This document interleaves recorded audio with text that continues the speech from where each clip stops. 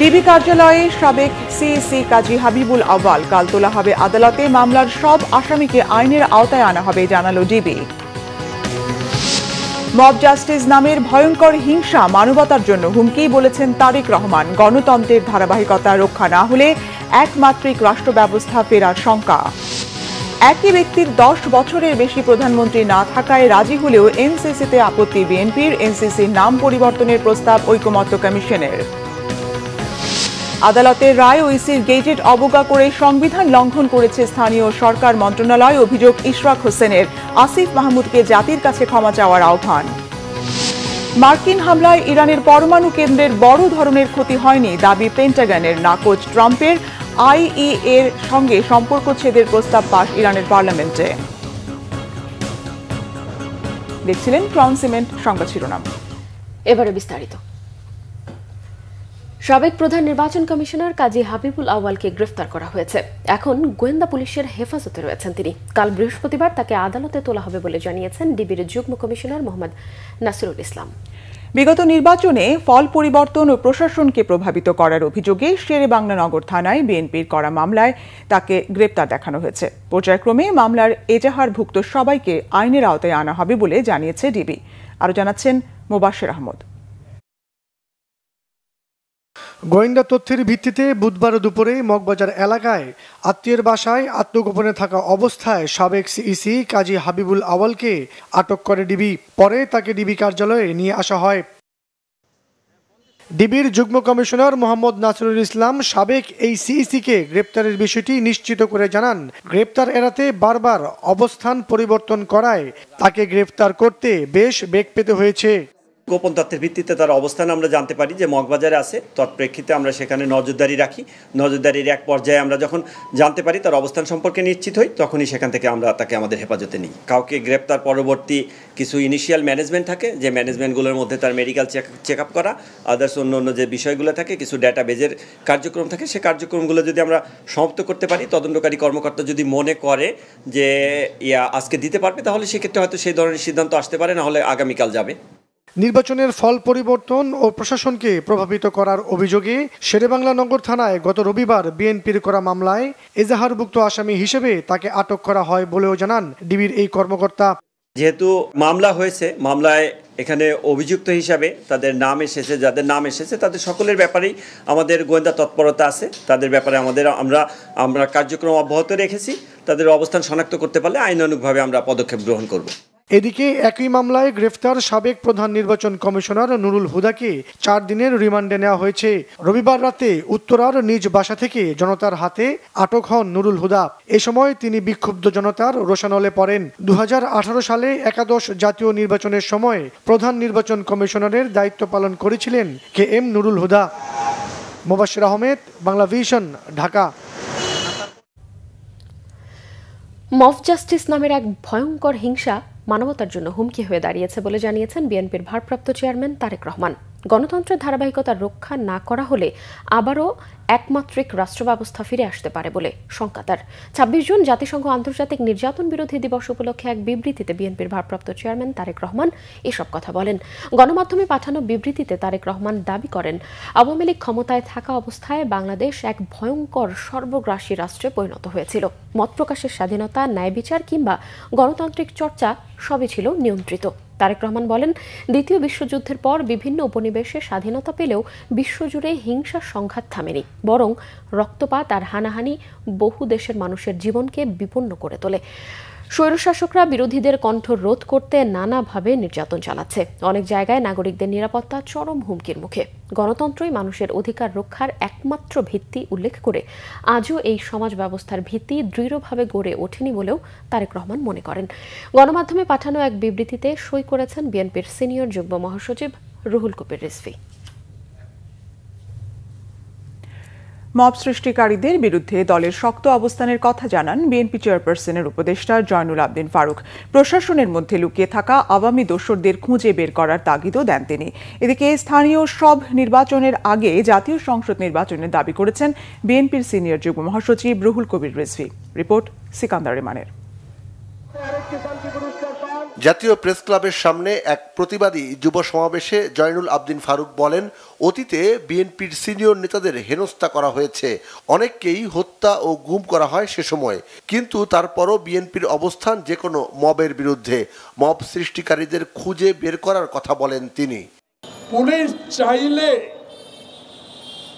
সরকার চাইলে 16 বছর যারা আমাদের পিঠ লাল করেছে, মাথায় গুলি করে রক্ত ছড়িয়েছে, আয়না ঘরে নিয়ে মাসের পর মাস রেখেছে, তখনকার গোয়েন্দা যদি ফারুক সাহেবের স্ত্রী মেয়ে কোথায় থাকে, মির্জা আলমগীরের মেয়েরা কোথায় থাকে জানতে পারে, তারাই তো কিছু কিছু লোক আপনাদের কাছে আছে, তাদেরকে দিয়ে কেন গ্রেফতার করান? ইচ্ছা থাকলে উপায় হয়। এদিকে বিএনপির কেন্দ্রীয় কার্যালয়ে জুলাই গণ অভ্যুত্থানে আহতদের চিকিৎসা সেবা প্রদান অনুষ্ঠানে বিএনপির সিনিয়র যুগ্ম মহাসচিব রুহুল কবির রিজভী অবিলম্বে জাতীয় সংসদ নির্বাচন বাস্তবায়নের তাগিদ দেন। তারা কি বলছে সেটা তাদের দলীয় বক্তব্য, আমাদের বক্তব্য সুস্পষ্ট। প্রথমেই জাতীয় নির্বাচন দিতে হবে, কারণ একটি নির্বাচিত জাতীয় সরকার, সেই সরকারের অধীনে প্রতিটি নির্বাচন যদি হয় সেখানে ক্রেডিবিলিটি বাড়বে এবং জনগণ দেখবে যে সরকার তো হয় নির্বাচিত সরকার, তো সেই সরকারের অধীনে নির্বাচনগুলো সুষ্ঠু হচ্ছে কিনা। যারা নির্বাচিত হবেন তারাই দেখাবেন যে নির্বাচন সুষ্ঠু হতে পারে। বিএনপি নেতারা বলেন, পুলিশ প্রশাসন চাইলে যে কোনো অপরাধীকে আইনের আওতায় আনতে পারে। গত 16 বছর যারা নির্যাতন চালিয়েছে তাদের বিচার দাবি করেন তারা। সিকান্দার রেমান, বাংলা ভিশন, ঢাকা। প্রধানমন্ত্রীর মেয়াদ 10 বছরের বেশি নয়, জাতীয় ঐকমত্য কমিশনের এমন প্রস্তাবে রাজি বিএনপি, কিন্তু জাতীয় সাংবিধানিক কাউন্সিল এনসিসির বিপক্ষে দলটি। তবে আজ এনসিসির নাম পরিবর্তন করে 7 সদস্যের সাংবিধানিক ও সংবিধিবদ্ধ প্রতিষ্ঠানগুলো নিয়োগ কমিটি করার প্রস্তাব দেয় জাতীয় ঐকমত্য কমিশন। এই কমিটির বিষয়ে বিএনপির অবস্থানের বিরোধিতা করেছে জামাত, এনসিপি সহ অন্যান্য রাজনৈতিক দল। এছাড়াও সংবিধান ও রাষ্ট্রীয় মূলনীতি নিয়েও বুধবার বৈঠকে মতবিরোধ হয় দলগুলোর মধ্যে। নাবিল জাহাঙ্গীরের রিপোর্ট। 2 দিন বিরতির পর বুধবার সকাল 11টায় রাজধানীর ফরেন সার্ভিস একাডেমিতে শুরু হয় 30টি রাজনৈতিক দলের সাথে জাতীয় ঐকমত্য কমিশনের দ্বিতীয় দফার 6ষ্ঠ দিনের বৈঠক। জাতীয় সাংবিধানিক কাউন্সিলের নাম নিয়ে বিতর্ক থাকায় এদিন তা পরিবর্তন করে 7 সদস্যের সাংবিধানিক ও সংবিধিবদ্ধ প্রতিষ্ঠানগুলোর নিয়োগ কমিটি করার প্রস্তাব দেয় কমিশন। অবশ্যই সাংবিধানিক পদগুলোতে নিয়োগের এমন একটা কর্তৃপক্ষ তৈরি করা দরকার, এমন একটা কমিটি তৈরি করা দরকার যেখানে সরকারি দল, বিরোধী দল এবং বিচার বিভাগ এর প্রতিনিধিত্ব থাকবে। প্রধানমন্ত্রীকে প্রায় রাশিয়ার জারের মতন ক্ষমতা তাকে দেওয়া হয়েছিল, তাহলে এই ব্যবস্থার একটা গুণগত পরিবর্তন দরকার। এ বিষয়ে অধিকাংশ রাজনৈতিক দল একমত হয়, তবে বিএনপি জানায় এ ধরনের কমিটি নির্বাহী বিভাগের ক্ষমতাকে সংকুচিত করবে। 10 বছরের বেশি কোনো ব্যক্তি প্রধানমন্ত্রী থাকতে পারবেন না, এই বিষয়ে আমরা একমত। তবে এই জাতীয় সংস্থাগুলো, এনসিসি বা সাংবিধানিক নিয়োগ কমিটি, এই জাতীয় সংস্থাগুলো যদি দিয়ে নির্বাহী বিভাগের সমস্ত কর্মকাণ্ডকে সমস্ত জায়গায় ইন্টারফেয়ার করার যেখানে সম্ভাবনা থাকে, সবটা গ্রহণ করতে পারবো না। তখন আমাদের 31 দফা মাফিক আমাদেরকে যেতে হবে। যে বাংলাদেশে যে কারণে একটা অভ্যুত্থান সংগঠিত হলো, সে অভ্যুত্থানের মধ্য দিয়ে আমরা নতুন কাঠামোর মধ্য দিয়ে, নতুন একটা গণতান্ত্রিক পদ্ধতির মধ্য দিয়ে রাষ্ট্রকে পরিচালনা করব।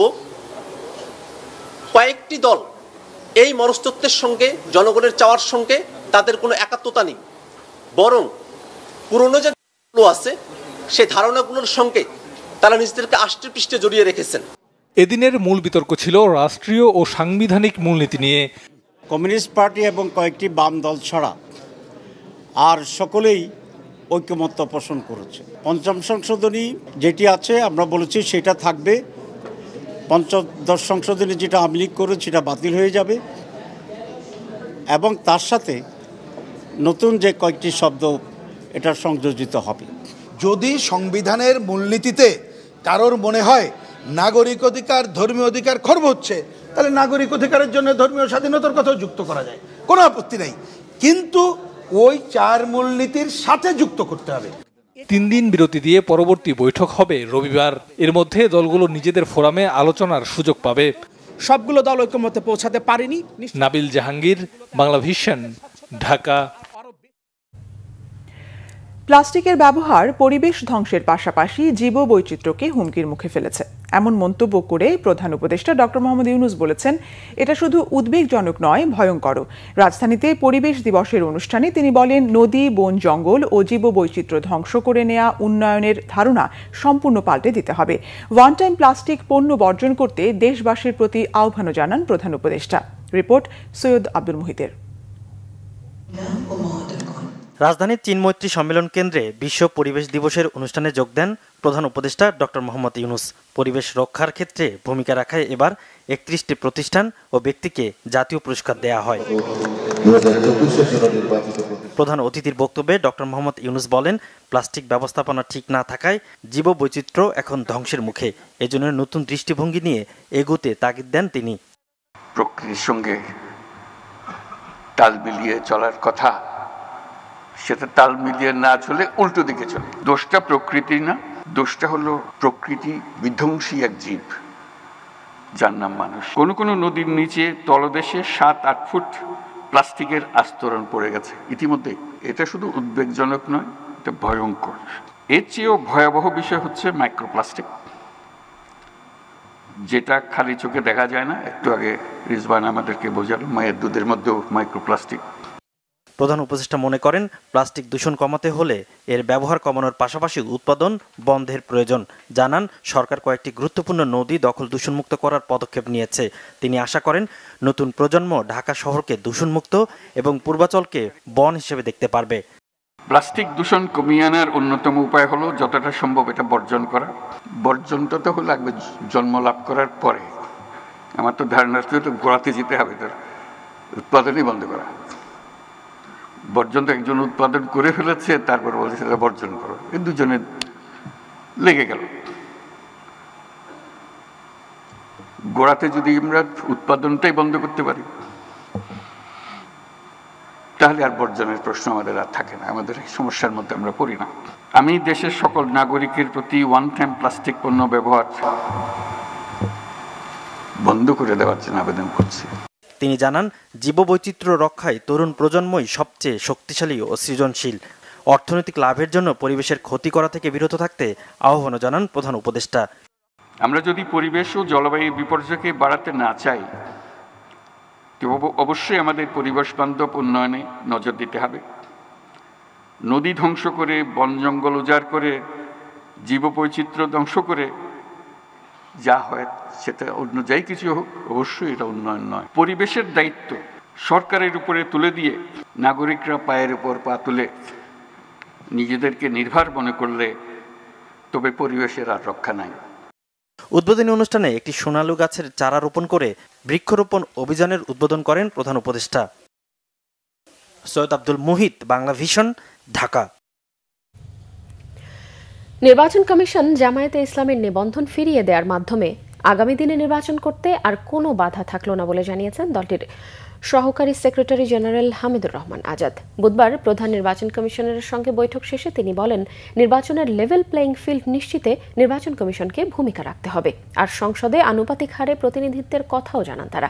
অন্তর্বর্তীকালীন সরকারের অধীনে স্থানীয় নির্বাচন চায় জানিয়ে জামায়াতে ইসলামী জানায়, নির্বাচিত সরকারের অধীনে স্থানীয় নির্বাচন হলে জনমতের প্রতিফলন হয় না, ভোট নিরপেক্ষ হয় না। জাতীয় নির্বাচনের আগে স্থানীয় সরকার নির্বাচনেরও দাবি জানায় দলটি। সিইসির সাথে সকাল 11টায় নির্বাচন কমিশন ভবনে বৈঠকে জামাতের সহকারী সেক্রেটারি জেনারেল হামিদুর রহমান আজাদের নেতৃত্বে 3 সদস্যের প্রতিনিধি দল অংশ নেন।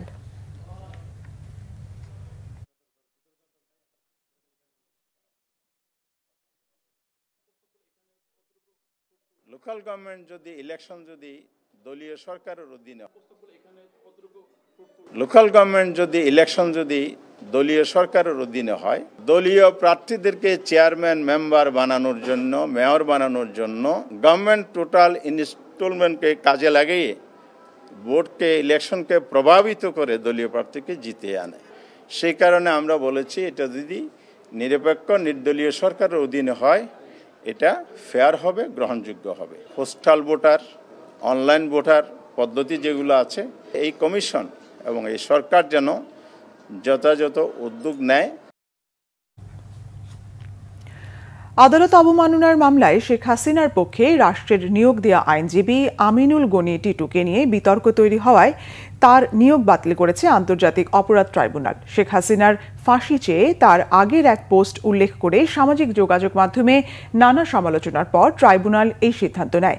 মামলার নতুন স্টেট ডিফেন্স হিসেবে আমির হোসেনকে নিয়োগ দিয়েছে ট্রাইব্যুনাল। গ্যালমান শফির রিপোর্ট।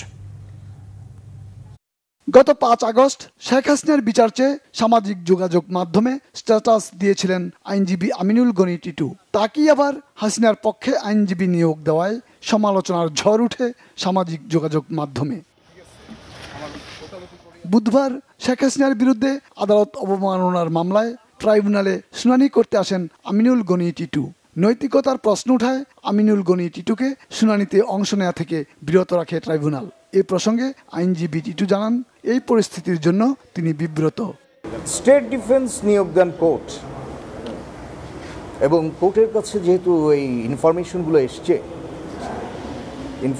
এসছে যে আমি যিনি এই মামলার যিনি অ্যাকিউজড তার বিরুদ্ধে আমার পোস্ট ছিল, তো আমারও আজকে কোর্টের সঙ্গে কথা বলে, কারণ কোর্টও আমার সঙ্গে খুব খোলামেলাই কথা বলেছেন, যে তাতে করে আমার মনে হয়েছে যে আমার এখান থেকে প্রত্যাহার করা উচিত, এবং সেই কারণে আমি প্রত্যাহার করেছি। আমি একজন আইনজীবী হিসাবে আমার 36 বছরের ক্যারিয়ার কোনো স্পট নেই। আজকের এই পুরো ঘটনার ভেতর দিয়ে আমি খুব বেশি মানে আমাকে বলতেই পারি যে আমি একটু এম্বারাসিং একটা সিচুয়েশনের ভিতরে পড়ছি।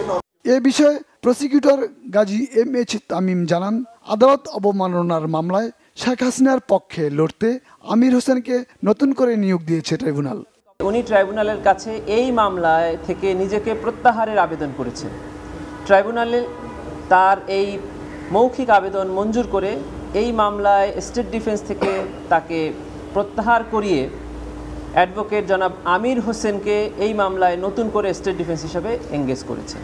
এদিন এই মামলায় এমিকাস কিউরি হিসেবে নিয়োগ পাওয়া সিনিয়র আইনজীবী AY মশিউজ্জামান ট্রাইব্যুনালে হাজির হলেও মামলার প্রস্তুতির জন্য 2 জুলাই পর্যন্ত সময় দিয়েছে আদালত।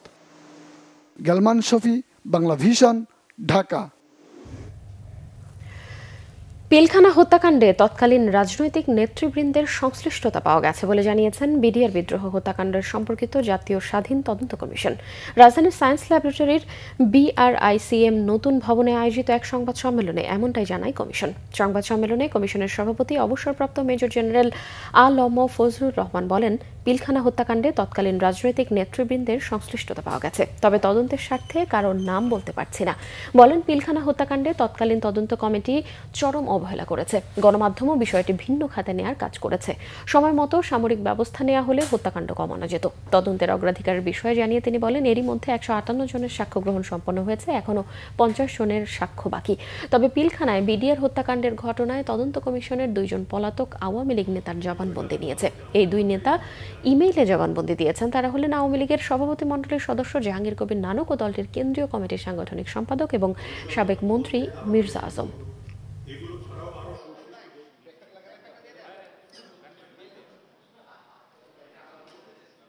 পিলখানায় সংঘটিত এই হত্যাকাণ্ডটি একটি দীর্ঘমেয়াদী ষড়যন্ত্রের ফল হিসেবে কমিশনের কাছে প্রতীয়মান হয়েছে। বিভিন্ন সাক্ষ্য হতে প্রতীয়মান হয় যে রাজনৈতিকভাবে সমস্যা সমাধানের নামে অযথা কালক্ষেপণ করায় এবং সশস্ত্র বাহিনী এবং অন্যান্য আইনশৃঙ্খলা বাহিনী নিষ্ক্রিয় থাকার কারণে বিদ্রোহীরা নির্বিঘ্নে হত্যাকাণ্ড অন্যান্য অপরাধ সংগঠন করতে সমর্থ হয়েছে। 8 জন সংশ্লিষ্ট রাজনীতিবিদদের জবানবন্দি নেওয়া হয়েছে। 3 জন উপস্থিত হয়ে সাক্ষ্য দিয়েছেন। 2 জন পলাতক আওয়ামী লীগ নেতা ইমেইল এর জবানবন্দি দিয়েছে। 55 জন সামরিক অফিসার যারা বিভিন্নভাবে পিলখানা ট্র্যাজেডির সাথে সংশ্লিষ্ট ছিলেন বা গুরুত্বপূর্ণ দায়িত্বে ছিলেন, তাদের জবানবন্দি নেওয়া হয়েছে। বিডিআর হত্যাকাণ্ডে সারা দেশের বিশেষ আদালত এবং মহাপরিচালক ও অধিনায়কের সামরিক কোর্টের মাধ্যমে চাকুরিচ্যুত ও ক্ষতিগ্রস্ত সকল সাবেক বিডিআর সদস্যকে চাকরিতে পুনর্বহালের দাবি জানিয়েছেন তাদের পরিবারের সদস্যরা। বিকেলে জাতীয় জাদুঘরের সামনে আয়োজিত সংবাদ সম্মেলনে এই দাবি সহ বেশ কিছু দাবি জানান সাবেক বিডিআর সদস্য ও পরিবার।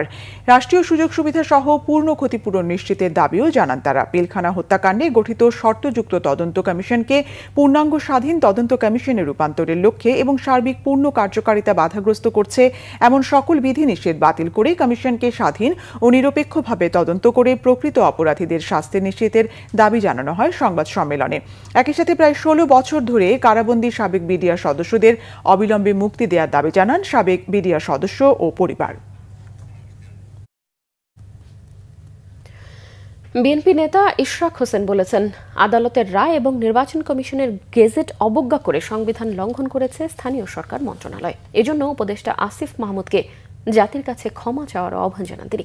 স্থানীয় সরকার উপদেষ্টাকে সতর্ক করে দিয়ে ইশরাক হোসেন বলেন, আন্দোলনে অংশ নেয়া কর্মকর্তা কর্মচারীদের সঙ্গে প্রতিহিংসামূলক কোনো ব্যবস্থা নেওয়া হলে আবারও কঠোর আন্দোলন করা হবে, যা নগর ভবনের গণ্ডি পেরিয়ে রাজপথে ছড়িয়ে পড়বে বলেও হুঁশিয়ারি করে দেন তিনি।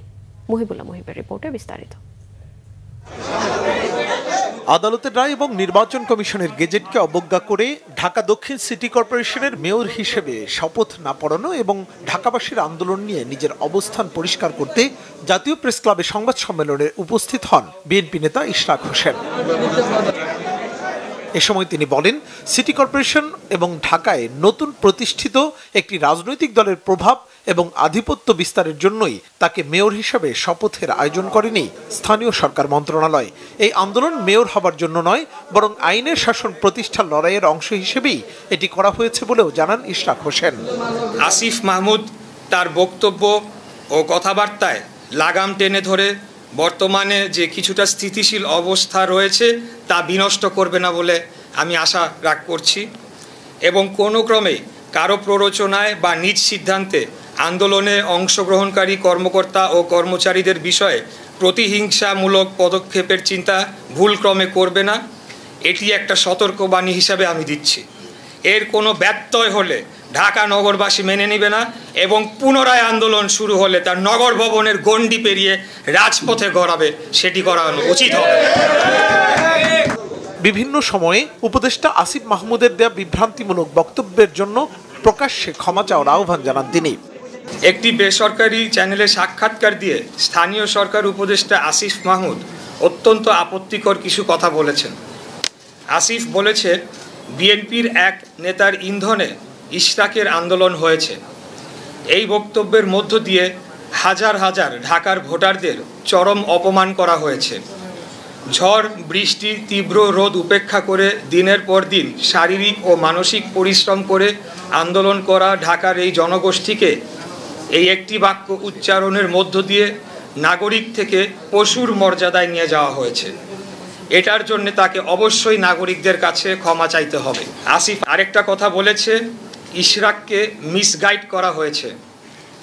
এই বক্তব্যের মধ্য দিয়ে তিনি ঔদ্ধত্যপূর্ণ আচরণ করেছেন। তিনি অন্যদের চেয়ে নিজেকে শ্রেষ্ঠ এবং আমাকে ব্যক্তিগতভাবে চরমভাবে হেয় করেছেন। গত 27 মার্চ ইশরাক হোসেনকে মেয়র ঘোষণা করে নির্বাচনী ট্রাইব্যুনাল। পরে 27 এপ্রিল এ সংক্রান্ত গেজেট প্রকাশ করে নির্বাচন কমিশন। এরপর গেজেট স্থগিত চেয়ে রিট করলে সেই রিট খারিজ করে দেয় আদালত। পরে আপিল করলে সেই আপিল খারিজ হলেও স্থানীয় সরকার মন্ত্রণালয়ের গড়িমসিতে আটকে যায় ইশরাক হোসেনের মেয়রের শপথ। মুহিবুল্লাহ মুহিব, বাংলা ভিশন, ঢাকা।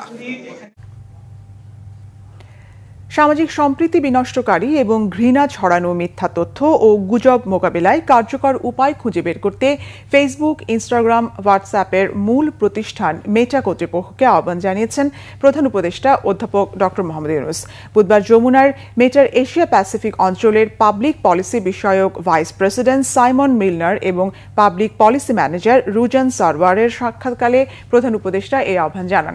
ডক্টর ইউনূস বলেন, একটি ভুল কথা পুরো দেশকে অস্থির করে তুলতে পারে। এখানে মিথ্যা তথ্য একটি বড় সমস্যা। জবাবে মিলনার জানান, জাতীয় নির্বাচনকে সামনে রেখে এই বিষয়ে অন্তর্বর্তী সরকারের সঙ্গে কাজ করতে প্রস্তুত তারা। এদিকে প্রধান উপদেষ্টার সঙ্গে বিদায়ী সাক্ষাৎ করেছেন বিদায়ী জার্মান রাষ্ট্রদূত আচিম ট্রস্টার। ইউরোপে বাংলাদেশের বৃহত্তম বাণিজ্য অংশীদার হিসেবে জার্মানির গুরুত্বপূর্ণ ভূমিকা এবং অব্যাহত উন্নয়ন সহায়তার কথা উল্লেখ করেন প্রধান উপদেষ্টা।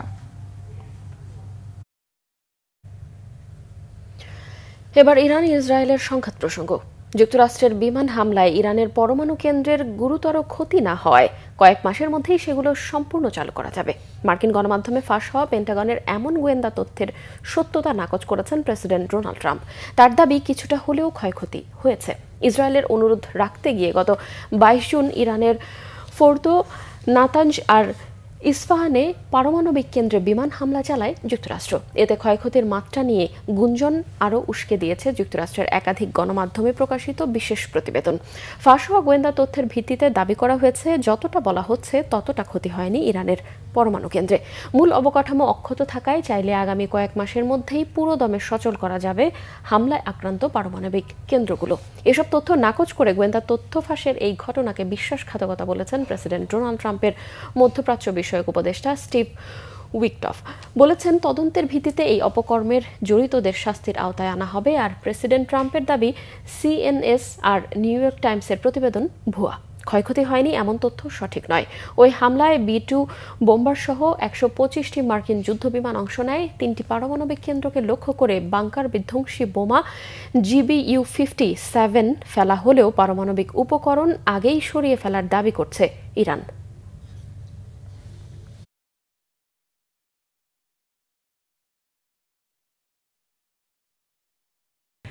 আইএমএফ ও বিশ্বব্যাংকের অর্থ সহায়তা এবং রপ্তানি ও রেমিটেন্স প্রবাহ ভালো হওয়ায় বৈদেশিক মুদ্রার রিজার্ভ বেড়েছে বলে জানান অর্থ উপদেষ্টা ডক্টর সালেউদ্দিন আহমেদ।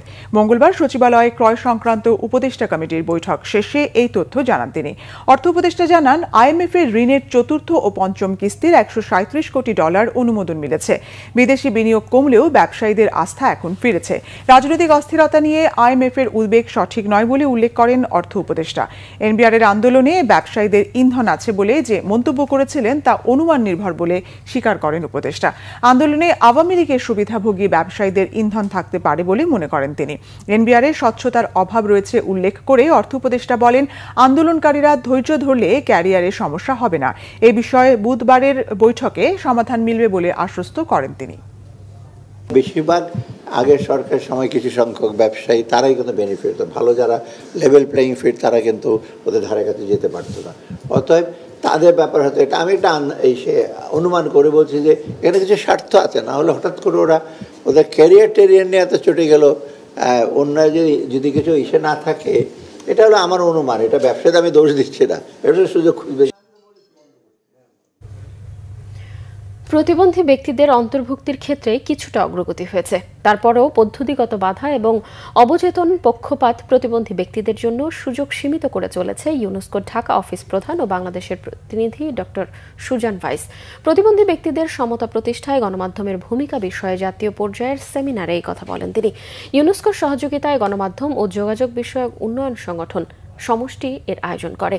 মিডিয়া এবং কর্মসংস্থান খাতে প্রতিবন্ধী ব্যক্তিদের কাজের সুযোগ তেমন লক্ষ্য করা যায় না বলে ইউনেস্কো প্রতিনিধি জানান।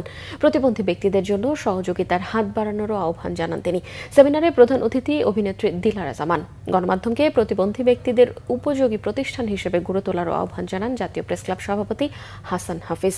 অনুষ্ঠানে ইউনেস্কো প্রতিনিধি গণমাধ্যমের প্রতিবন্ধী সমতা শীর্ষক ব্যবহারিক নির্দেশিকার মোড়ক উন্মোচন করেন অতিথিরা। পরে প্রতিবন্ধী ব্যক্তিদের আন্তর্জাতিক দিবস উপলক্ষে আয়োজিত রচনা প্রতিযোগিতার বিজয়ীদের হাতে পুরস্কার তুলে দেওয়া হয়।